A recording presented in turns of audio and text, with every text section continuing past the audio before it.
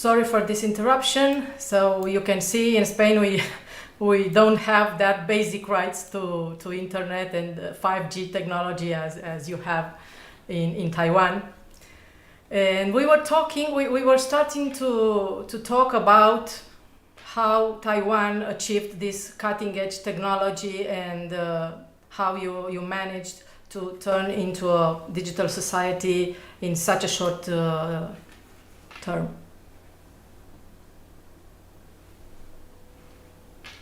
I believe, Audrey, your mic is off. Okay. So okay, now we can hear you. Maybe we do this again for the sake of the recording. Sorry. Okay. Would you briefly, Yeah, so cutting edge technology and digital society in Taiwan today. I was saying that Taiwan is a key member of the information and communication technology industry worldwide. Mm-hmm. What were the main reforms Taiwan did apart from the one platform you already mentioned earlier?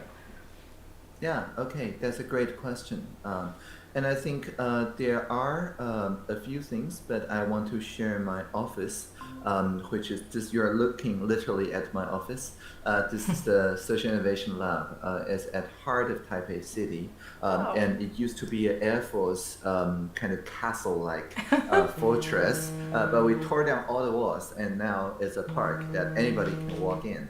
And these soccer fields you see here are paintings by people with Down syndrome, and they have very unique perspective into the space, so that when you step into it, you feel that you want to start up something, you want to do something creative. So, for example, when the mayor of Prague, Zdeněk Hrid, visited Taipei, he and his team of I think they're Pirate Party people, just climbed on this public installation art and just demonstrated a very playful mood. And everybody can visit me with their digital ideas every Wednesday from 10 a.m. to 10 p.m. And have a 40 minutes of my time, or 14 if they need a shorter consultation. The only thing I ask is that everything that we talk about will be made public through either a transcript or a video.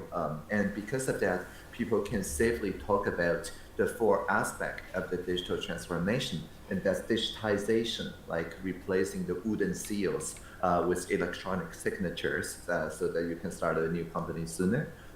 Innovation, like those self-driving vehicles that are emerging technologies that promise to transform our lives, so we don't need human assistants carrying the flowers in the flower market, or we don't need to kind of spray the fertilizers and things like that in the field, and those self-driving cars and vehicles will do it all for us. But also the governance part, which is making sure the society understand the impact of the technology that has on the society, and inclusion, which is making sure that people who are closest to the pain, who suffer the most at the moment from the society, actually have the first chance to make use of such digital innovations and work the best with the startups and micro and small medium enterprises, which is entrepreneurial spirit, because for large businesses, there's less incentive for them to work in the less included areas. And so all four pillars need to balance itself, and we do this through those radically transparent consultations where people just bring their self-driving vehicles and ask, how are you going to make it into more human-friendly and more friendly to the society, observe the social norms. Instead of one eye, we make it two eyes. We make sure that it can read people's emotions and people can read its emotions and things like that, and experiment for like half a year or so in a sandbox before rolling it out in the field. So that's the SDG idea, effective partnership, and the keyword is on effective. Only when introducing those ideas, we make sure that they're always a trilingual, a trisectoral collaboration. So in the Social Innovation Lab, every year now, we host the judge panel of the presidential hackathon, where 200 or more teams around the globe demonstrate how to use data to improve society. And the top 5 winning teams receive a trophy from our president, Dr. Tsai Ing-wen, for their work, for example, on using AI to repair water pipes more quickly, to reduce plastics by essentially a Pokemon Go-like app, that incentivize people to refill their bottles.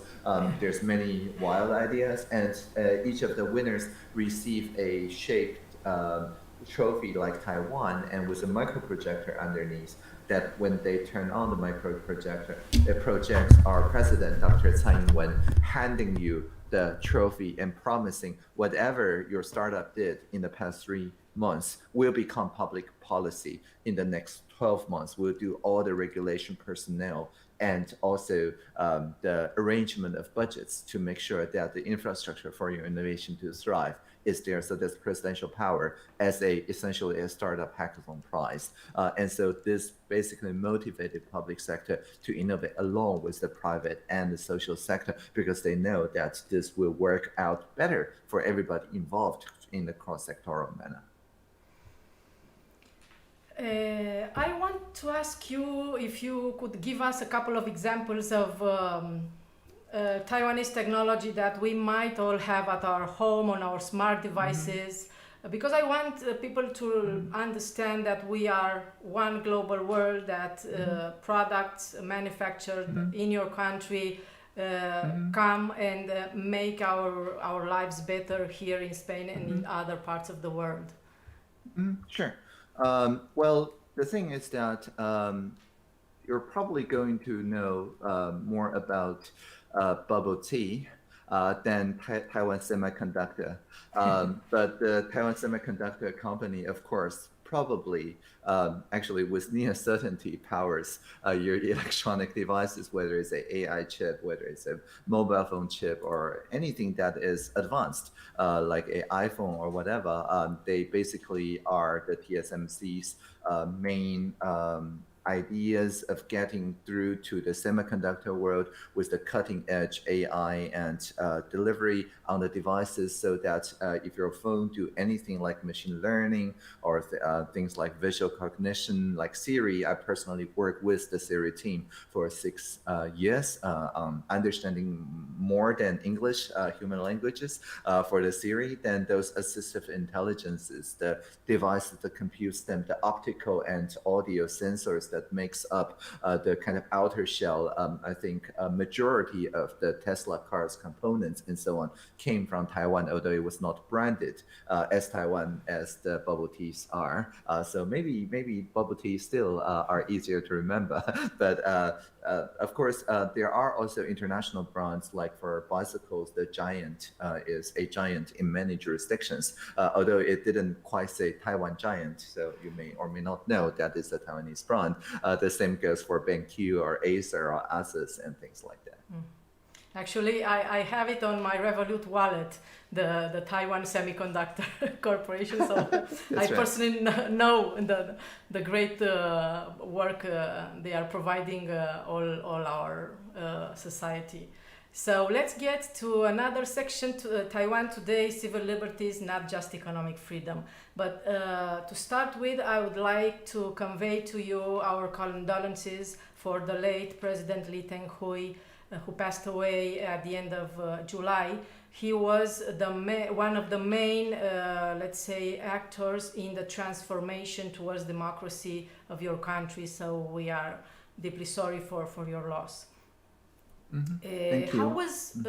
Can you tell us a bit about the transition from an authoritarian government to today's Taiwan, a liberal democracy where civil rights, where human rights are fully protected and respected, and where people can live their lives the way they see fit?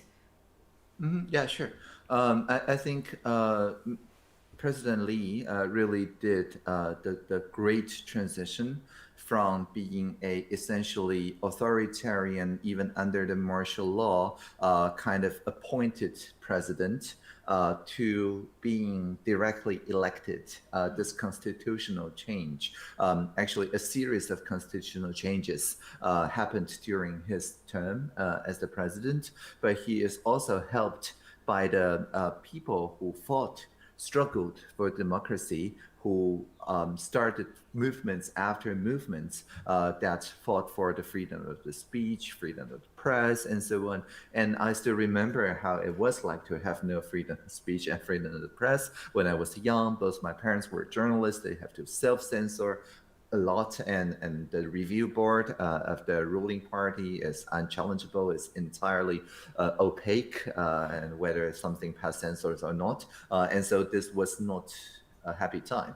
And both because I think right after the Tiananmen incident in Beijing, where my dad was there actually until the 1st of June, fortunately, and then basically witnessed how bad it was when the government doesn't trust the citizens, and the hope for reform is delayed, if not entirely lost, for a decade.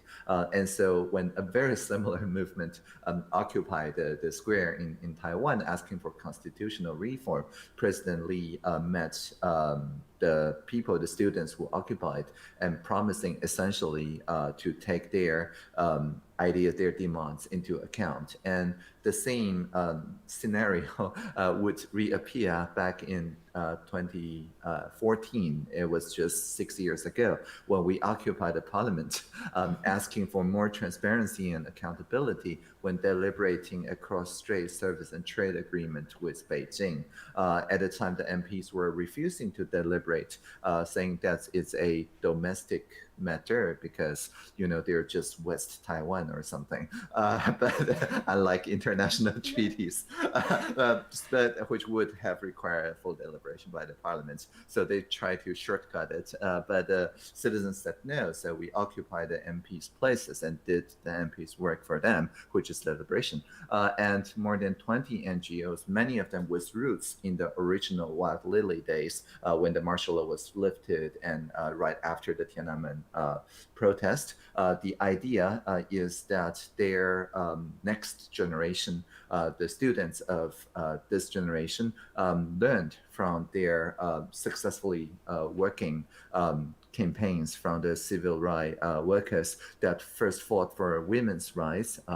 For example, instead of marrying into a family, it's two individuals wed, and that's generations of women's rights advocates, one of them being our previously VP Annette Lu, fought for, and all the way into the more intersectional rights, such as the rights for the queer and transgender people, and of course the first in Asia to legalize marriage equality and redefine really like gender agnostic marriage as between two individuals, but not between two families. So legalizing the bylaws, but not the in-laws. And that's through two referendum and one constitutional court ruling. And so all this basically said to the citizen that if you don't like how parliament works, you can actually do the MP's job. You can go to the streets, and instead of demonstration just as a protest, demonstration as a demo.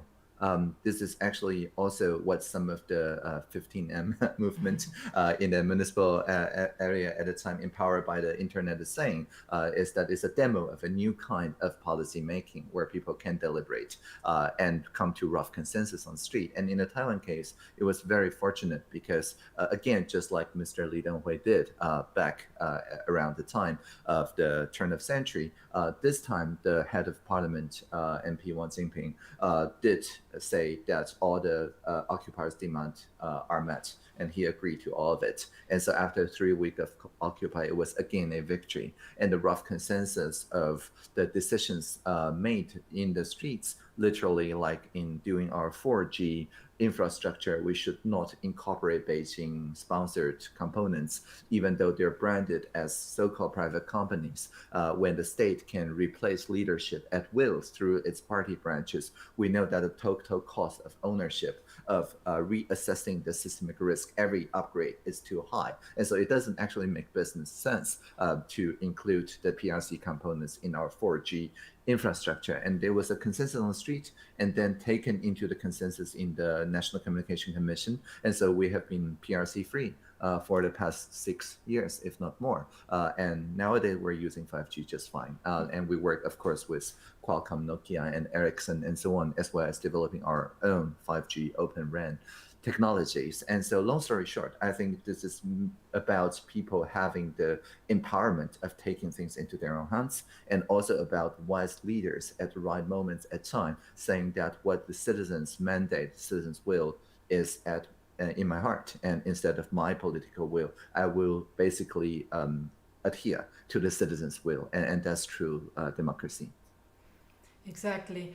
It's encouraging to see that, for instance, Taiwan improved its position in the World Electoral Freedom Index. This is a global index that analyzes virtually almost every country in the world, that we are conducting here at the Foundation for the Advancement of Liberty. And I remember several years ago, Taiwan was still in the red area of insufficient electoral freedom, and now has, let's say, come in a much better position. You even gained 12 positions all of a sudden from one year to another, and you are now in the first green area of at least going towards more electoral freedom. So I want to commend you for the efforts, and the government for the efforts you're all doing in that area, because it is important, as you were saying, that people to be empowered and to decide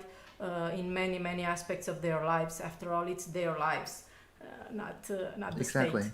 Not the state's lives. Exactly. We've seen during this program how Taiwan moved towards a free market economy, but we are now also seeing what is happening to the neighboring Hong Kong, what is happening with the new act on security that the regime from Beijing, the communist China, the dictatorship that you have as neighbor, is enforcing upon this ex-former colony of the United Kingdom. What is your relationship with Hong Kong? What thinks the Taiwanese government about this whole situation? How is it going to affect, let's say, the situation in Taiwan now that the Chinese government seems, to harden its line over civil rights and human rights in Hong Kong? Yeah, I still remember before 97, like around the democratization process in Taiwan in the 80s, late 80s, and early 90s, the press freedom in Hong Kong is one of the main ways the Taiwanese people fighting for democracy and freedom at the time can voice our stories to the international world, is through the free press in the Hong Kong jurisdiction. And it's interesting how things have been reversed nowadays. Now it's Hong Kong people using the Taiwan as a free place to run their previously harmonized bookstores. The Tongluan bookstore has moved to Taiwan. The Oslo Freedom Forum, of course, hosted in Taipei, and I participated personally last year, provided a place for the Hong Kong anti-ELAP protesters, a safe place to interact with the journalism community.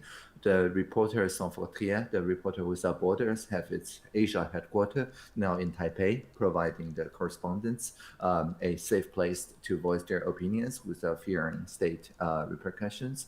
And of course, nowadays, the international NGOs that works on human rights and freedom and so on, now all are considering relocating, if not already, their base of operation from Hong Kong to Taiwan, so that we even have a specific handbook for our international NGOs to register in Taiwan, prepared jointly by our Foreign Service, the Taiwan Foundation of Democracy, as well as the Ministry of Interior. And so whether you want to register your international NGO as a office, as a civil association, as a foundation, the residence certificate, work permits, tax exemption, and things like that. There's this very simple, easy to remember handbook and a dedicated office to walk you through that if you want to advocate for peace and democracy and civil liberties in the whole of Asia and relocate or locate your new Asia or Pacific or Indo-Pacific office in Taiwan. And that's just a few things that we've been helping people working with Hong Kong and for Hong Kong about. Okay, so I mean, it's quite sad that Taiwan, for instance, has it such difficult, to be recognized as an independent, free country, and yet you exist, you trade, you are in a lot of relationship with all the democracies in the world, but they still have a way to go in order to recognize fully Taiwan, and it's a pity. How can we do to help correct this unjust reality and to try and move forward into a scenario where Taiwan, for instance, can be a full member of the World Health Organization? If you were a member of this organization, maybe many wrong things that were done in the past months would have been solved, let's say, because of your expertise and of your knowledge of this current situation. The same applies to any other international organization, the World Trade Organizations, and so on. How can we do to make more visible the cause of Taiwan? Yeah, that's a great question. So first of all, again, I will refer you to this YouTuber crowdfunded website, Taiwan Can Help us, and you can spread the message with the hashtag Taiwan Can Help. That's it, right? And so this is a hashtag that is not monopolized by the official ministries in Taiwan. This is a hashtag that anybody can use to say that Taiwan provides essential help, not only on health for all, but pretty much on all the 17 global goals. No matter which global goal you're working on, there's bound to be someone in Taiwan that have already thought about it, innovated, and open about the innovations so that you can very easily work in a cross-sectoral partnership. Because in Taiwan, we believe that the global goals are truly global. And even though it's also called the United Nations Sustainable Development Goals, and we're not technically a member, there's already 3 municipalities, that's Taipei City, New Taipei City, and the newest one, literally just a few days ago, the Taoyuan City, joining in, I think Taoyuan was the 17th, in a voluntary local review of the Sustainable Development Goals, outlining all the 17 different ways that it can help other cities in city-to-city relationships, which is also a great thing to have. And also, the digital realm, of course, Taiwan is willing to help to enhance reliable data. You mentioned if we have full ministerial access at the WHO, then the entire world can respond 10 days sooner. Because we understood it's a human-to-human transmission earlier than pretty much everybody else, and encourage effective partnerships, and also, most importantly, open innovation, because when we share the innovations, we share it in a way that respect the agency of other economies and jurisdictions. We wouldn't put people in a debt trap or things like that. We share it with an open innovation in mind. Okay, can you tell us about the new Taiwanese passport, what implies from now on? Sure.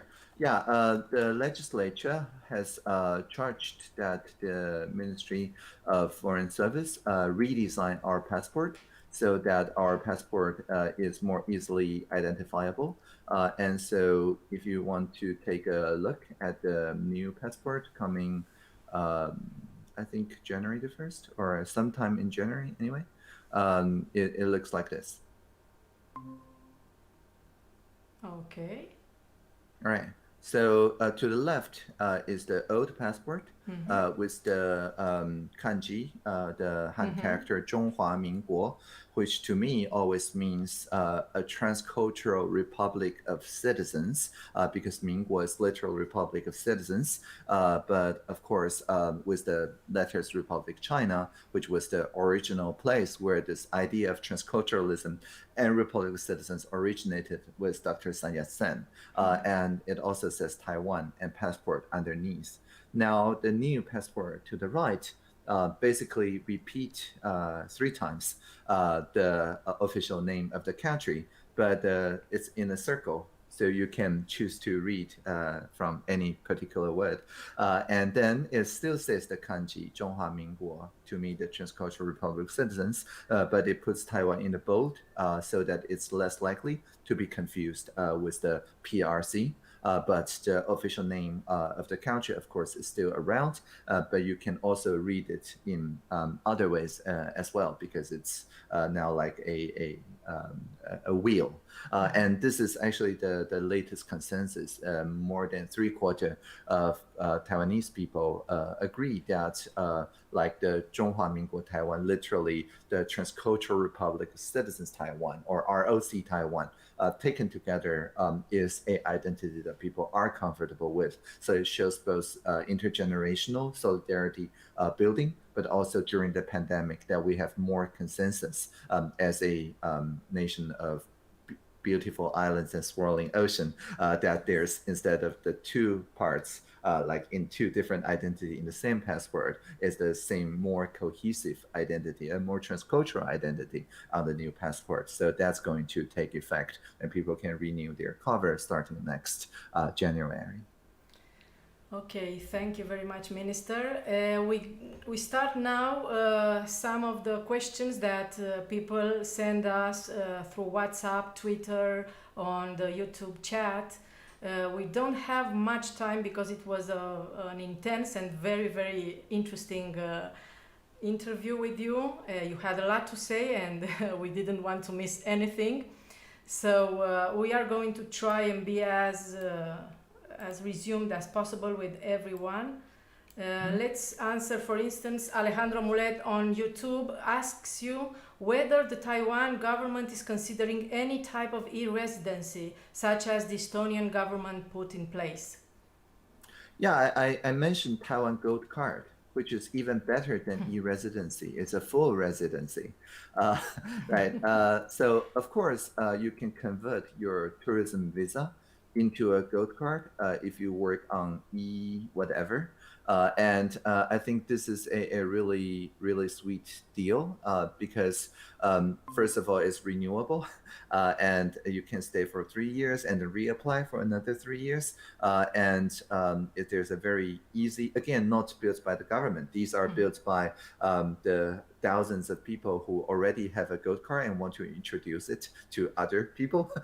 And so, yeah, you can join the gold card community at towngoldcard.com. You can check whether you qualify for the gold card, go through the application process and discover the community. And I think you'll find that in addition to the digital banking and so on, and access to the single European market that the Estonian e-card holder enjoys, this card actually offers many more things, and you don't have to give up your own passport to become also Taiwanese and to enjoy the life in Taiwan, and including, of course, the health insurance, the very tele-friendly labor law.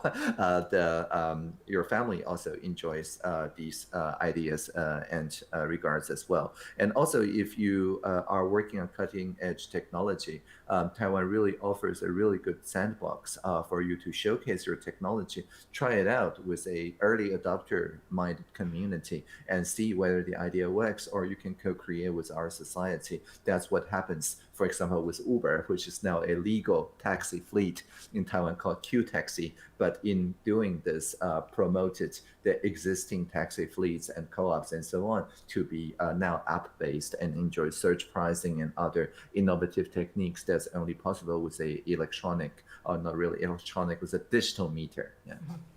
But do you opt to this kind of residency also while living outside Taiwan. For instance, if I'm in Spain and I want to opt in for the residency of Taiwan, do I have to go there physically and ask for it, for the permit, or can I do all the formalities from my home here in Spain? Yeah, that's a great question.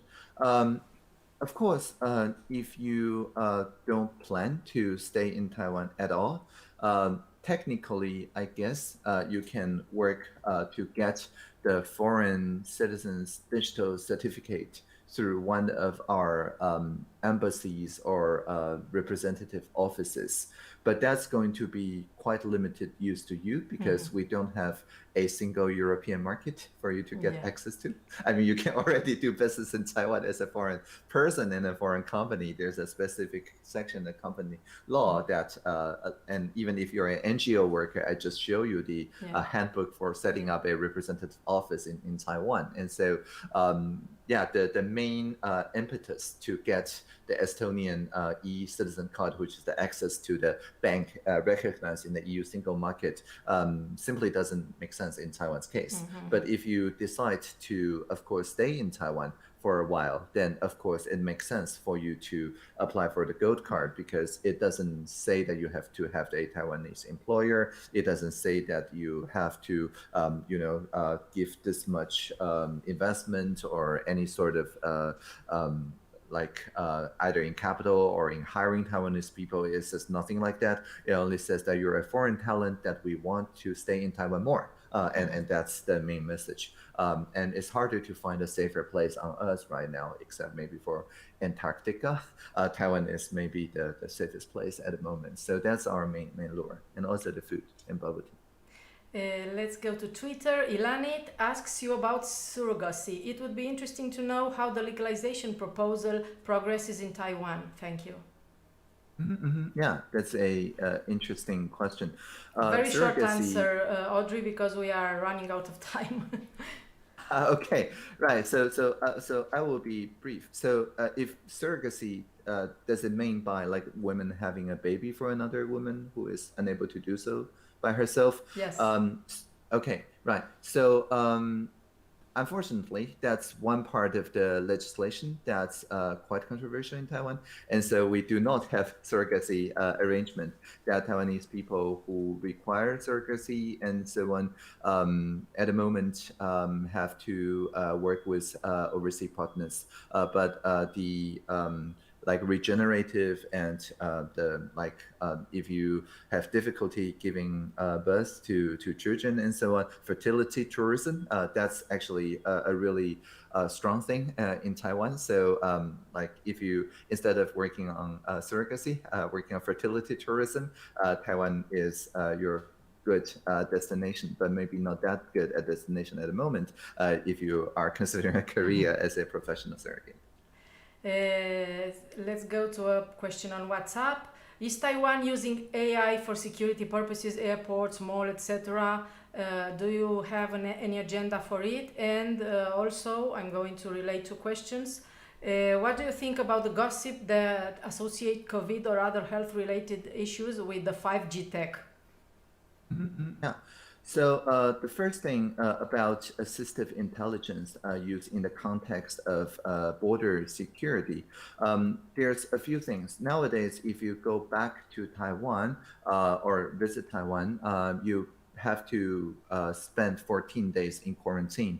And there is a lot of AI to enforce that quarantine.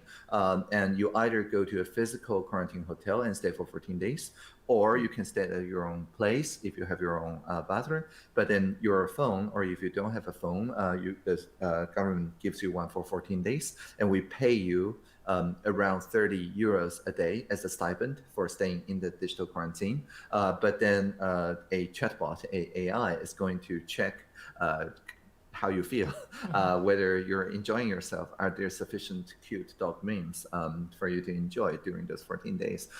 Is the internet working well, and so on, and to care for you.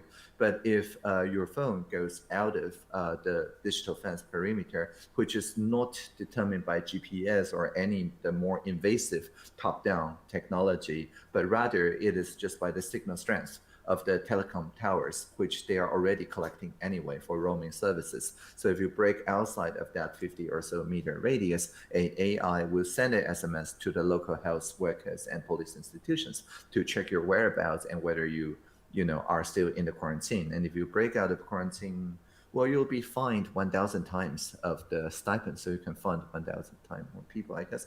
So people don't break out of the quarantine, and that's why we very successfully thank the people who received the stipend and stay in the quarantine and work with those AI chatbots. But all in all, it enabled a very limited staff to manage a very large amount of people in home quarantine, and by and large preserve the freedom and liberty of movement for people who already finished the quarantine and for people who have not traveled abroad. So I think it's a really good use of AI in an ethical way and maximally privacy preserving, because we've not declared an emergency state at all. So everything we do need to be based on existing collected data, and its use and purpose need to be subject to the parliamentary oversight and interpolation. Let's go to another quick question on online education. Did you have, previous to the COVID, an already extended online education access for your school system, or did you have to improvise a little bit with the whole COVID-19 situation? Well, you see, even when we delayed the opening of the schools, the semester, for a couple of weeks to make sure there's sufficient soap, hand sanitizer, and mask in all schools, the schools never closed. We never had a lockdown. And so the tele-education we already had is more like the digital opportunity centers in the more rural and remote islands and less connected places. And these are put into good use when large gatherings are discouraged and people are in smaller satellite classrooms. But we never go into the lockdown mode where the students have to spend their time alone at home. So by the border quarantine use of assistive intelligence, I just answered in the previous question. I did not have to answer this question because the school never had a lockdown. Okay, another one, and this is let's try and answer as brief as possible. Also on YouTube, Alejandro Mulet, in your opinion, Minister, what is the biggest challenge that is facing the Taiwanese people right now? Yeah. I think at the moment, the biggest challenge is that, as you mentioned, in multilateral organizations, our seats and identities keep being misrepresented and silenced over and, quote unquote, harmonized from those multilateral organizations. On the other hand, there are emerging minilateral organizations, such as the Global Cooperation and Training Framework. Recently, of course, the APEC is also playing a good role for us on the international stage. Emerging hybrid organizations that are both multilateral and multi-stakeholders, such as the United Nations Sustainable Development Network of Academics or the Open Government Partnership. This provides a more equitable access for Taiwan on the international stage. And that is, of course, something that we look and aspire to contribute more to. But traditional multilateral, like 170 member countries, that sort of organization, that is still the main challenge. And that will need, of course, both the diplomatic support of fellow liberal democracies, but it also needs support from those international multilateral organizations themselves. The principles that they work with needs to be deliberated and make sure that the very weird things, for example, just by nature of the Wikimedia Foundation that runs Wikipedia, have a chapter called Wikimedia Taiwan. The PRC member of the WIPO, the World Intellectual Property Organization, motioned to block Wikimedia Foundation and Wikipedia to be observer in the WIPO simply because they have a chapter called Wikimedia Taiwan. And so that sort of thing has a collateral to all the people working on digital freedom and civil liberties. I mean, it's basically bullying the Wikimedia Foundation to reclassify, I don't know, Wikimedia Taiwan as a provincial chapter or something like that, or face the exclusion from WIPO, where many of the sibling organizations of Wikimedia Foundation are already a member and observer of. So more people need to be aware of this and share the hashtag Taiwan Can Help. Exactly. One final question. Victor posted on YouTube. I'm going to translate it because he wrote it in Spanish. Do you believe that sometimes in the future we will know the true origin of the COVID virus 19? Mm-hmm. This is kind of conspiranoic. I certainly hope so. I mean, at some point, of course, we'll look back and reconstruct exactly where the virus came from, how it, gets there in the first place. But I think, meanwhile, it's also important just to repeat what the spokesdocs say: to wear your mask, to protect you from your own unwashed hands. And I wish you live long and prosper. Thank you very much, Minister. This was quite an interesting program today. We are going to do more like this leaders program in the future. So I hope you all can join us in next episodes of this program that is made by the Foundation for the Advancement of Liberty. In the meanwhile, I ask all of you to make the cause of Taiwan well known all over your communities, in your families, your friends, at your workplace, because I believe Taiwan is an example of a country where people can live their lives freely, can innovate, can work, and they even show an immense solidarity towards us and towards many countries that are now under this difficult situation created by the healthcare crisis with the COVID-19, but that clearly derived in an economic crisis even worse than that of 2008.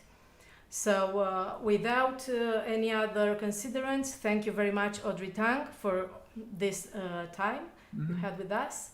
And share this content, follow us on our social media, share, subscribe, of course, to youtube.com/fundalib, and stay safe till our next program. Thank you. Live long and prosper. Bye.